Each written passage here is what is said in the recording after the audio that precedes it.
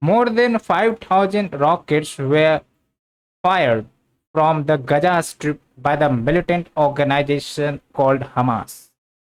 And Hamas is basically the militant organization which lies in the Gaza Strip. Actually, this is a surprise attack, but it has a historical relation. And historical relation lies in the conflict between Israel and Palestine. So, what is the issue, and who is Hamas, and what will be its repercussions? We all are going to see in this discussion. Also, we will see the location of Gaza Strip, the West Bank, and also what the other nations have response.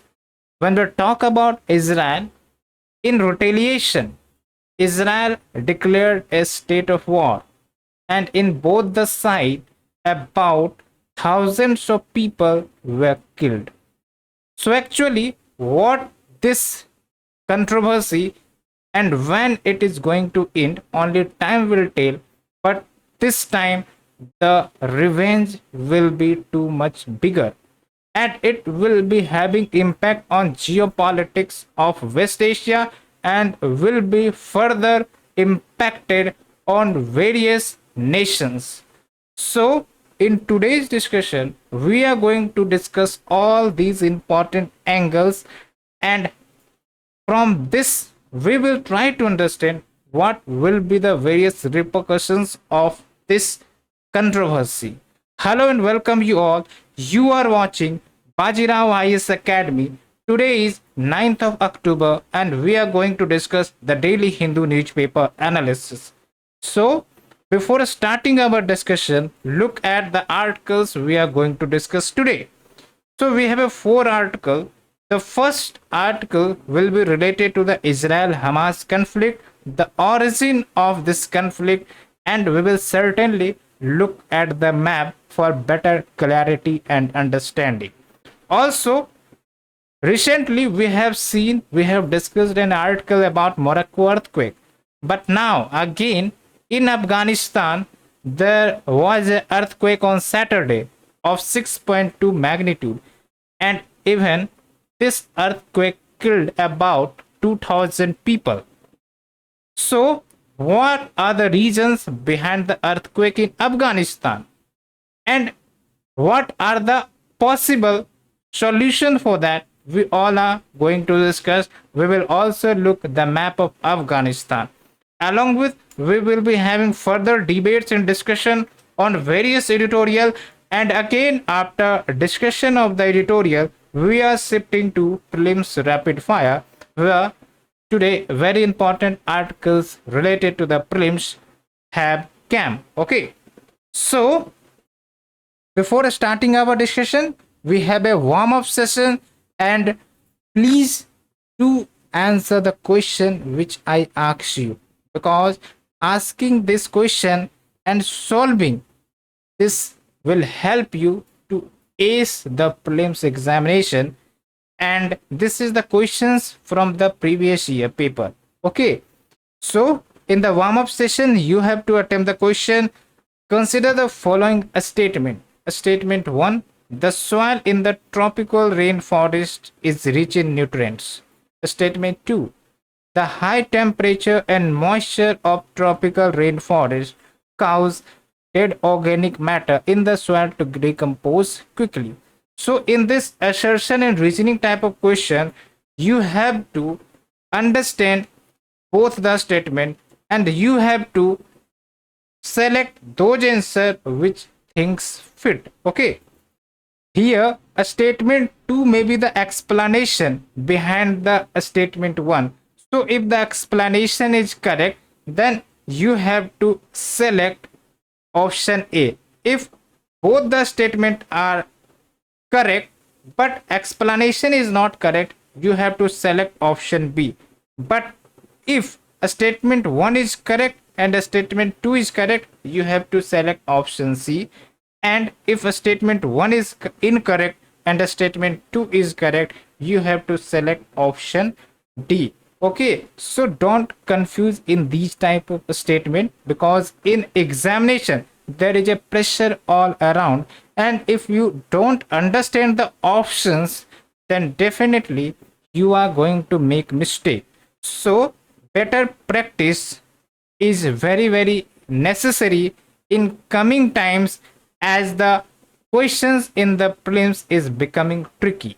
Okay, and this is the recent question, so you should attempt this question, and if you are able to solve it, well and good, I congratulate you. But if you are not, then don't worry, we are here to provide you the solution along with the discussion in an elaborate manner. Also, if you are new to our channel, please do subscribe our channel and click the bell icon, so that any important notifications and updates regarding our video, regarding any of the discussions on important topic, should be delivered to you immediately. Okay, and try to share with your friend circle. That is a small request for you by us. So now shifting to the editorial, and you have to attend the mains question, and this is related to the glacier lake outburst flood. Remember, in Sikkim, there is the incident of glacial lake outburst. What is this glacial lake outburst? We all are going to discuss in the article, but this question was asked in UPSC. So try to focus on the question first, because when we discuss this article, definitely you are going to answer this question. So the question says, examine the causes and consequences of glacial lake outburst flood. How do this event pose a threat to the mountainous region, and what measures can be taken to mitigate the impact of glacial lake outburst? So here you have to address the question in different dimension, because the question is not asking only to answer a single dimension. You can see, first of all, you have to define glacial lake outburst, then you have to mention the causes and consequences, and again you have to give answer regarding how it poses threat to the mountainous region, because these incidents have the possibility to occur only in the mountainous region, specifically to the Himalayan region in India. Okay, so how does it poses a threat? And lastly, you have to address some of the measures to be taken. Also, you should mention that what the government is taking here, what the government initiatives that are currently going to deal with this type of disaster. Okay, and even remember that present crisis we are seeing in Sikkim is also related to glacial lake outburst. So this is a dynamic topic, and you should have a command on this. Now shifting our focus to first editorial discussion, and you know that the Israel Palestinian controversy remain a news since longer times. But what has happened now in a surprise attack, it is actually promoting the conflict further between these two groups. Okay, so you can see now that nearly 1,000 people killed in this Israel-Palestinian conflict after surprise attack by Hamas. When we talk about Hamas, basically it is a militant organization, political organization in the Gaza Strip. Okay, and Gaza Strip is basically the region dominated by Palestinians. So you will better understand all this if we try to understand the location of Gaza Strip, the location of Israel in a more detailed way, and how these are impacting. These all are impacting the civilians, and also there will be a great disturbances in the West Asia region. So now, first of all, we will look at the map of Israel. So we are going to Israel, and we have a technology. Definitely we can visit Israel via this digital map. Okay, so we have landed in Israel. You can see here that the bluish color here represent the Mediterranean Sea. Okay, and this bluish color represents the Red Sea, and we have a Suez Canal here that connects the Red Sea with the Mediterranean Sea. Okay, and these all region is basically belongs to Israel, but there are certain regions in the Israel which belongs to Palestinians. And the Palestinians Israel controversy, when we talk about, has a historical linkages, and it is related to World War II, because in World War II what was happened, that the Jewish population was thrown away from Europe, and to safeguard from the attack they migrated to this region, and today we call the Jewish population basically Israeli. Okay, and when they came here, it was opposed by the Muslim population surrounded by the Arab nations. So the Palestinians is basically Muslim population. Okay, and when they came here, there was series of attacks done by the Arab countries so that the Jewish population should be thrown out from here. But Israel leaded its command and started to take control over this region, and now they settled properly. And with the expansion of time, they actually dominated this region, and the Palestinians was sink to only certain area. You can see the map clearly. Okay, this is the map of Israel, and you can look here. There is a two important region which is very much famous for the controversy. One is your West Bank and another is your Gaza Strip. So if we expand the map, you can look the Gaza Strip here. Okay, this is the Gaza Strip, and this is dominated by Palestinians, and here the political outfit, the Hamas, have a control over it. Okay, now what is the objective of Hamas? The objective of Hamas to control the entire territory under them. That means throwing out the Jewish population from here. Okay, so that's why the conflict which we are seeing today has a historical linkages of the past.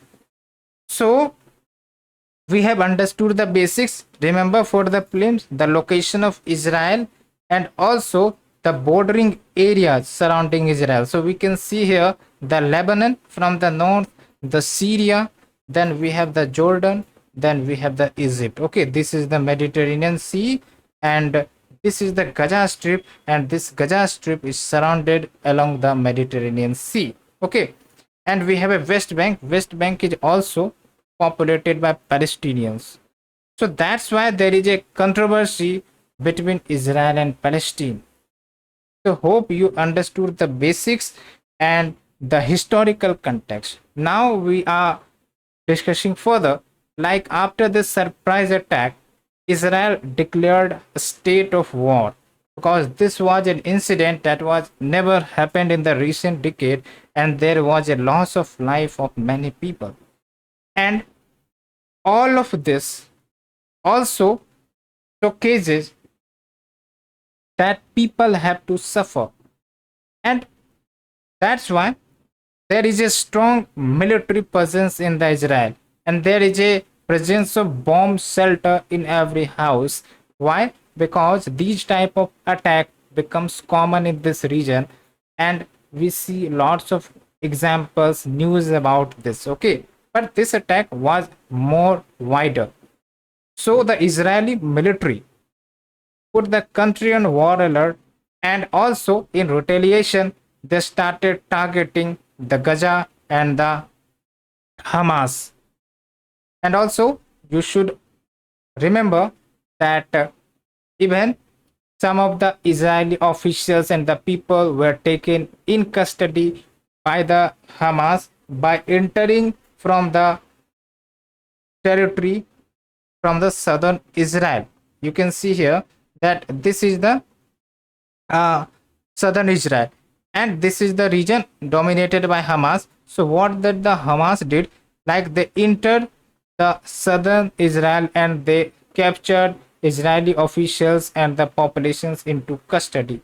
So that's why there is a great controversy, great dispute that are going to occur in the coming days. What will happen? We will see, and we will be observing all of that. Okay. So we have talked to you about Hamas, and the Hamas have a current leader called Ismail Haniyeh. Okay, but they rarely comes into the media. Okay, they remains like private. And what the operation name that Hamas has called it? It is called Operation Al Aqsa Storm. Tell me about Al Aqsa. What is it? Okay, so this is the basics we have discussed. Now we are shifting to the impact. First of all, remember that it will going to deeply affect the geopolitics of this region, which we call that geopolitics of West Asia, geopolitics of Middle Asia, because almost the surrounding country like Saudi Arabia, they were trying to establish good relations with Israel, or Egypt, they were trying to negotiate with the Israel to maintain peace, but all are going to disturb nowadays after this attack. Okay, so first of all, it will deeply affect the Middle East diplomacy, and also the Israel Saudi Arabia peace agreement may be delayed if not derailed. And what was this agreement? It was an agreement to recognize Palestine as a statehood, and in response to that, the relations between Saudi Arabia and Israel was going to be improved. But after this attack, maybe this peace agreement may be delayed. And also, this also represents the intelligence failure of Israel, and the defense mechanism of Israel, which was to be considered as highest of good quality. There may be a revising of a strategic doctrines in Israel to protect again from further attack. Okay, and when we talk about the impact on India, so there can be a collateral damage through an oil price rise, because this region we import lots of oil from here. So because of the disturbances, maybe the oil price can rise, and also it will impact our diaspora. And we have a various groupings that we were making here, like India, Middle East, Europe corridor, which was recently launched in G20 India Summit, and also I2U2 Israel, India, UAE, US groupings. So this may be affected. So we have discussed the article in detail. Now we are shifting to the second article that is related to Afghanistan earthquake. So we have already talked that in previous lecture we have discussed a broad article related to Morocco earthquake.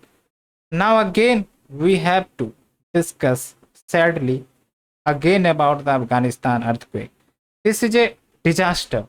This is a natural disaster. It can't be controlled. Why? Because we are not fully aware when this earthquake is going to arrive. Okay, the technical tools, the machinery, we don't have major developments specifically related to this field. That's why this is a sudden incident and can impact a huge population. So this has caused Afghanistan to devastate, and about 2000 people were killed, and the magnitude of the earthquake was 6.3. And why Afghanistan is frequently hit by earthquake, you have to understand that it has a geographical linkages. Geographical linkages meaning that when you consider the region of Afghanistan, we have to broadly consider the region of Eurasia and the Indian plate, because when we talk about the tectonic plates, which is basically a dynamic in nature, that moves, and during the movement they releases energy which we called as seismic waves, and that causes earthquake. So when we talk about it, you can see here this is Indian plate and this is Eurasian plate. Okay, and Indian plate is going towards north and Eurasian plate is going towards south, and that means the two plates will collide and there is a sudden release of energy, and that release of energy causes tremors, causes waves, and damages the infrastructure, and it shakes the earth crust. Okay, so you can see via animation what we are trying to address it. You can see here that Indian plate and the Eurasian plate are colliding, but at a very slow pace. Okay, so this is a common incident that occurs, like we have seen in the Nepal earthquake, like we have seen Morocco earthquake, that we have seen the current Afghanistan earthquake.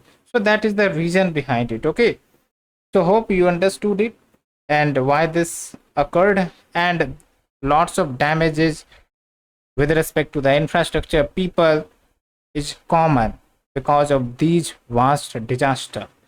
So when we talk about the map of Afghanistan, UPSC did had asked the question about the map of Afghanistan. You should remember that Afghanistan is surrounded by various countries. First of all, it is a neighboring country of India. Okay, but surrounded by many countries like Turkmenistan, Uzbekistan, Tajikistan. This is India, and this is Pakistan, and this is Iran. So you should remember. Okay, and you should remember that the capital of Afghanistan is Kabul, and there is an important location in Afghanistan called as Mazar-e-Sharif. Okay, and Kandahar.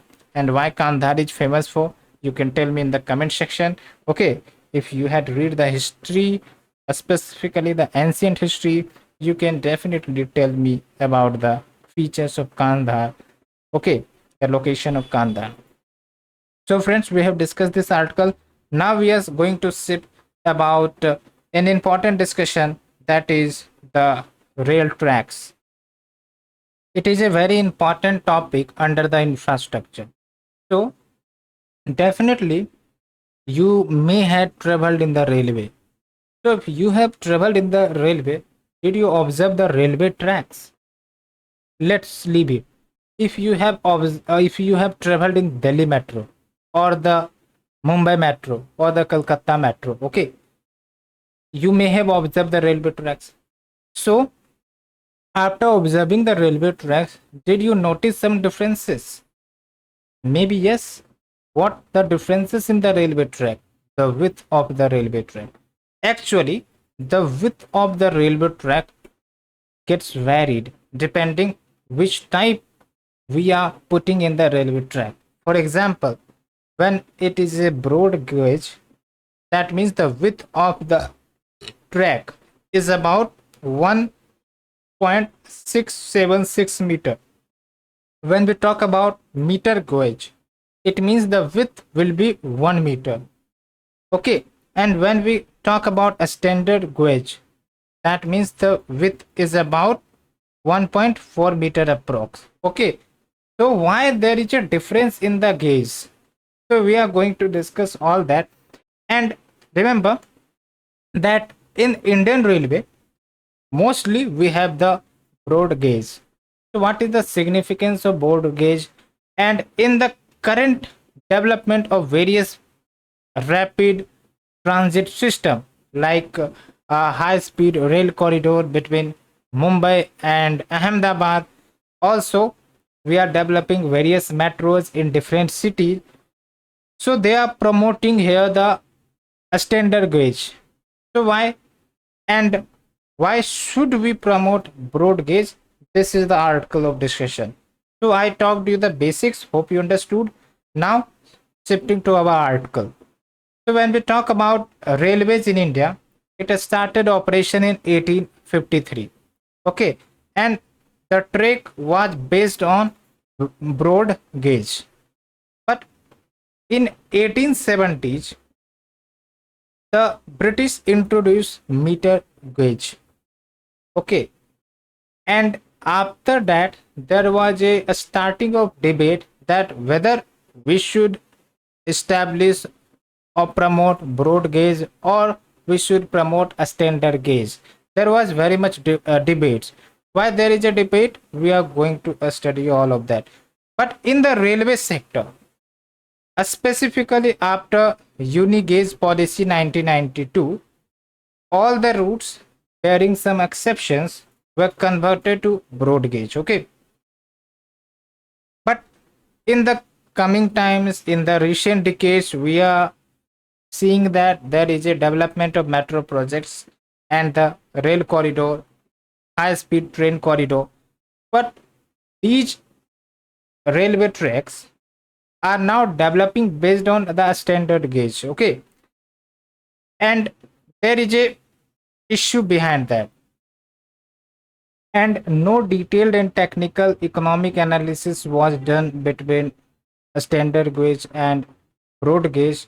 Okay, so because E. Sridharan, which was then managing director of Delhi Metro Rail Corporation, and you should remember that E. Sridharan, known as Metro Man. Okay, the Delhi Metro is basically the gift from him.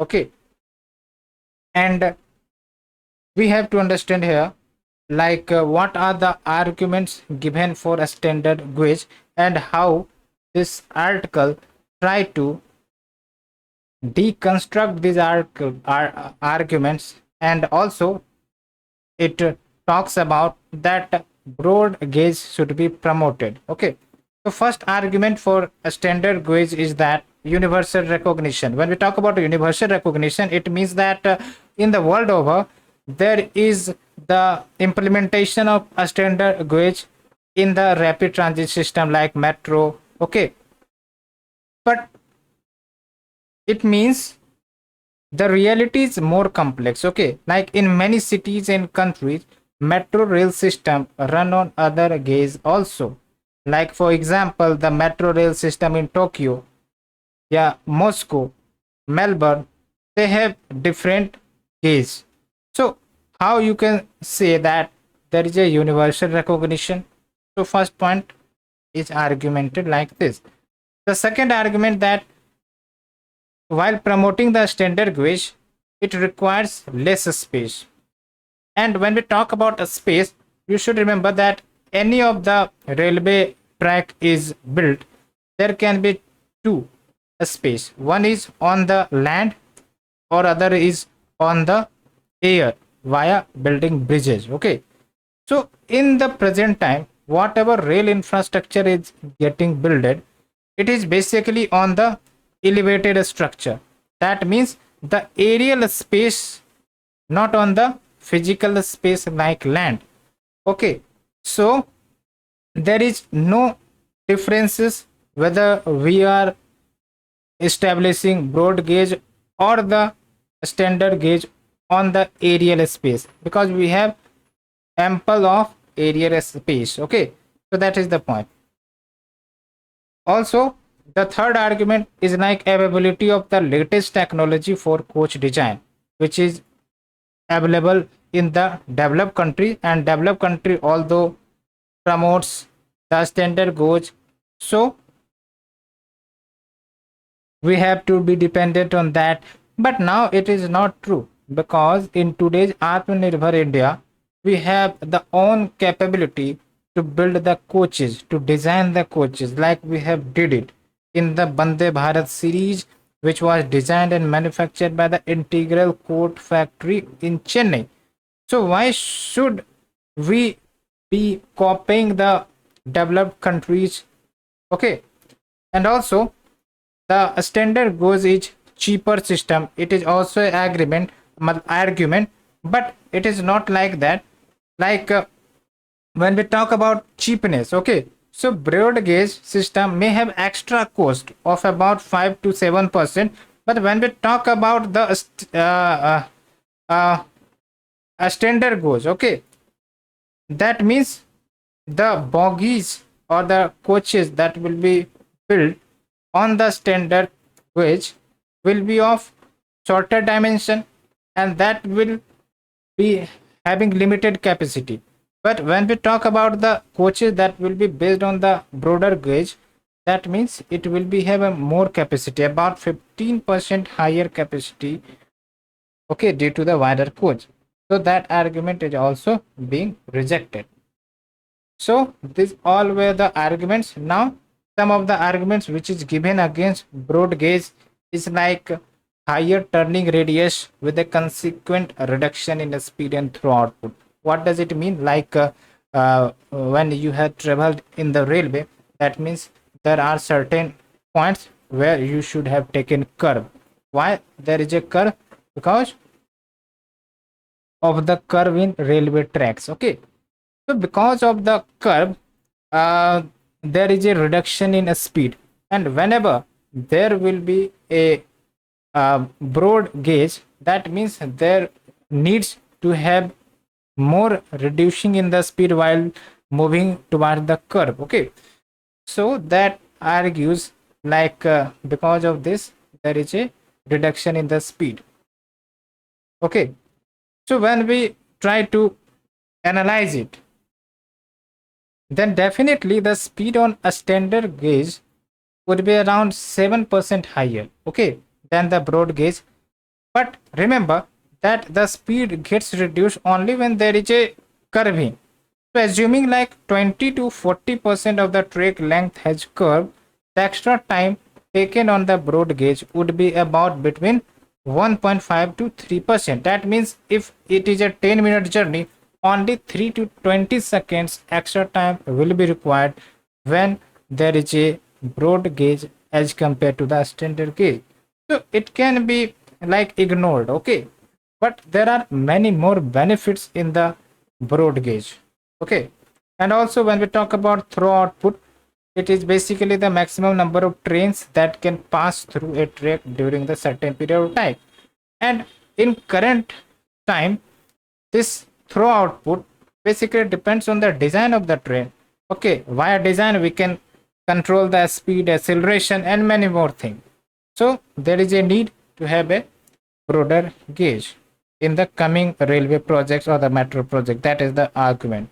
Okay, and one important argument is given here, that you are making the new project based on a standard gauge, but when we talk about the existing railway infrastructure, it is based on the broad gauge. So in future, let's say we have to integrate each railway system together, so it may not be integrated. Okay, there will be a different railway tracks going on, and for the railway there may be different tracks going on. So in future we have to consider that how there should be integration of a new rail network with the existing work, but without having the common gauge network we will not be able to do so. And remember, when we talk about the significance of Indian railway, that means about 2 billion, about 8 billion passengers basically travels annually, and about 1500 million tons of freight annually. Okay, so it will be advantageous to integrate a new rail system with such an extensive system, and we should prevent the creation of incompatible island. Incompatible island means isolated rail network due to differences in the gauge. Okay, so government should re-examine the issue with a view to building all the future rail system in the broad gauge. That is the conclusion of this article. Okay, now after discussion of the article, we are shifting to the prelims rapid fire session, and it is also very important, and today's article is far very important. First of all, it is related to Pura Lake. And where this lake is located, it is located in the Manaus, which is a basically important city in the Amazonas state in the Brazil. Okay, so why this lake is in news? Because this lake is drying up very rapidly. Why this is drying up? It is actually because in the Brazil there has been a drought, and because of the drought the water content in the Amazon river got shrinked, and this lake was fed by the Amazon river. and because of the drought, the water in this lake was suddenly finished, and the lake looks like this. And one important thing you should note, that this lake and the channel was a important connectivity that connected various cities. Okay, along with this was an important means of communication, transportation. But because of the drying up, the communication got halted, the transportation got halted. Okay, and also the mobilization of the people got halted, and it has a very huge impact on the tourism sector or the transport of the goods, population, and many more things. So remember this lake for the plains purpose. Okay, and now the second article, it is basically actually known like US action on Gaza surprise attack. So basically after this attack, remember that Israel and US are close ally. So whatever disturbances which is going on Israel, the US will definitely back up the Israel. So now the US is shifting their military ships and the aircraft carrier towards the Israel, toward the East Mediterranean. Okay, so that is the point, that is the context. And remember, when we talk about the Iran response, that Iran had supported this Hamas attack. Okay, so there is lots of complexities going in this region. Specifically, when we talk about countries here, also they have a differing opinions. Okay, they are not united; they are disunited in the response. Okay, like when we talk about Qatar also basically didn't criticize the Hamas attack. Okay, so now we are coming to the next article. It is related to phonotaxi. So when we talk about phonotaxi, basically it is a behavior which is showcased in some of the insects, animals as well. Okay, and basically it is a movement by an animal in response to a sound, like let's say a frog which makes sound. So there is a logic behind making the sound.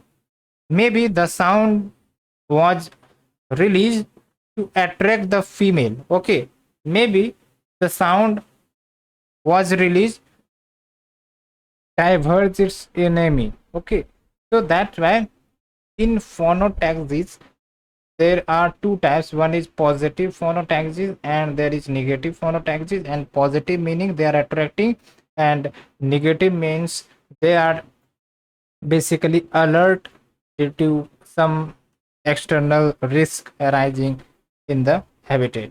So that is the point. And it has been observed among crickets, moth, frogs, toads, and few other creatures. So that is the basic about phonotaxis. Just remember the keyword, and you should be well about this species as well. Okay, now we are coming to the next environment section, that is a dhole or the Asiatic wild dog. What is the context here? So basically when we talk about Asiatic wild dog, it is a carnivore animal, and basically in IUCN Red List it is listed as endangered. Okay, so recently a study was conducted. Okay, and in the study there was a analysis like the overlapping pre-availability or the habitat suitability has a positive association between adults and the tiger. That's why they are existing together. Okay, even cooperative behaviors has been reflected between them. Okay, that is the point.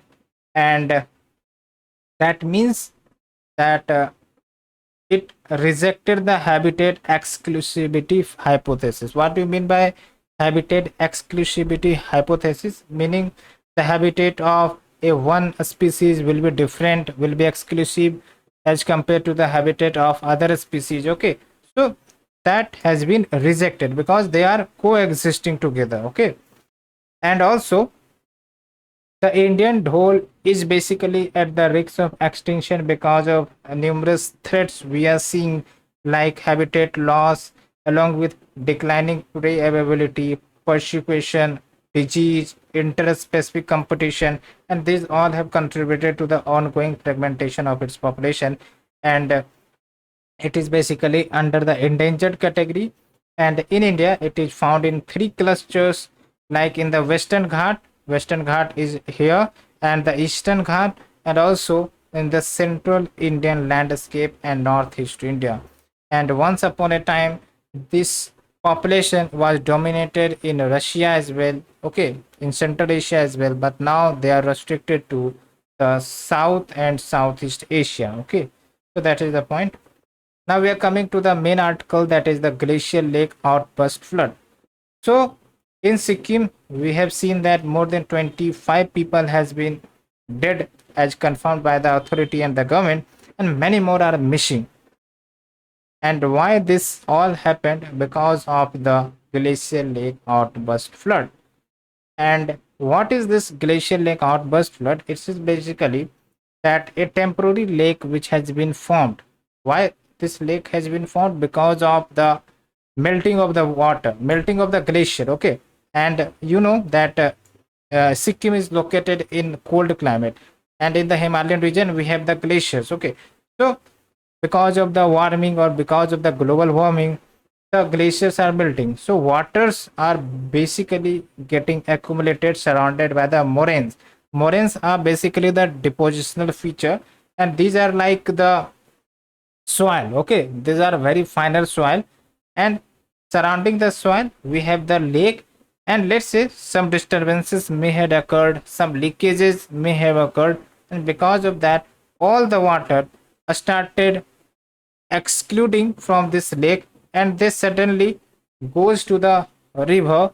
And because of that the volume of water in the river gets increased, and it leads to the sudden flooding. And you can see the animation here, you can see the animation in the video, okay. So this is the lake here, okay. And let's say the lake of the water getting filled up, and because of that the water is coming, and because of that the surrounding area will be flooded very much suddenly. That is the cause behind the glacial lake outburst, okay. So we have discussed total article, and hope you understood. Now we try to solve the question. The question we have discussed that about the tropical rainforest. Remember, when we talk about tropical rainforest, it is basically found in the climate which is equatorial in nature, okay. We talk about equatorial climate, and in the equatorial climate we have the everyday rainfall surrounded by high heat and humidity, okay. And because of that the dead organic matter found here, they are decomposed quickly, okay.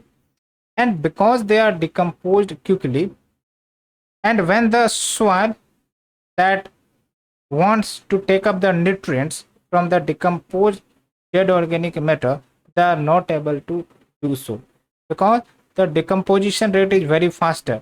And also there is very important incident occurs here, like everyday rainfall, and because of that the nutrients get washed away from the soil because of the leakages, because of the water, okay. So that's why the soil in the tropical rainforest is not rich in nutrition, okay. But when we talk about the decomposition of dead organic matter, then the decomposition rate is very fast. So the statement 2 is correct, but the statement 1 is not correct.